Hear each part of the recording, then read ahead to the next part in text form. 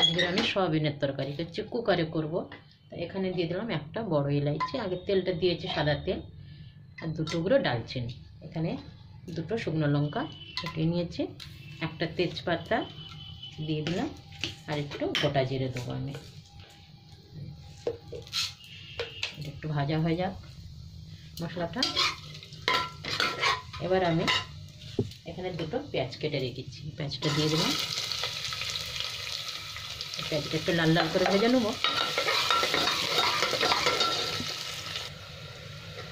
এখানে পেঁয়াজটা আমার লাল লাল করে ভাজা হচ্ছে। এখানে একটা মশলা তৈরি করে নিয়েছি, এখানে দিয়েছি আদা রসুন বাটা, আর একটু লঙ্কার গুঁড়ো, হলুদ গুঁড়ো, জিরে ধনে পাউডার, একটু গরম মশলা দিয়ে দিয়েছি, নুনও দিয়েছি সাথে। মশলাটা ভালো করে ভেজে নেবো। তারপরে আমি টমেটো কেটে রেখেছি, এই টমেটোটা দিয়ে দেবো।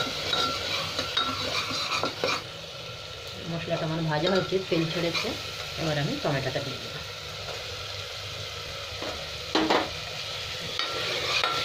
টমেটোটা ভালো করে ভেজে নেবো।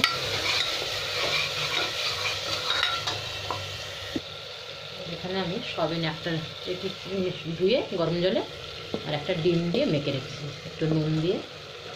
এটা আবার ভালো করে ভেজে নেবো সাথে দিয়ে।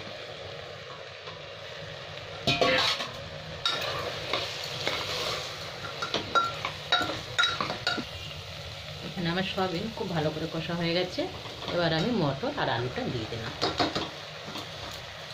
এটা খুব ভালো করে কষে নেবো একটু।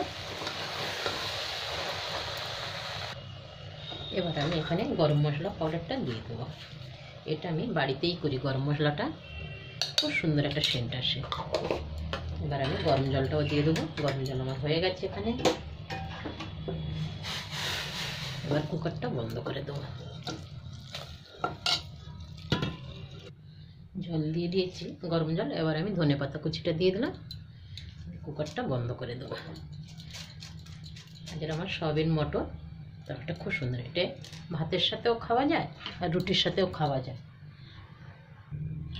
কুকারটা বন্ধ করছি, 2টো সিটি আসলেই বন্ধ করে দেবো।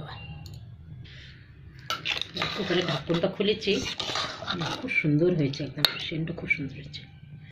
এবার আমি পাতিলে ঢেলে নেবো। হয়ে গেল আমার সয়াবিন আলু মটর তরকারি।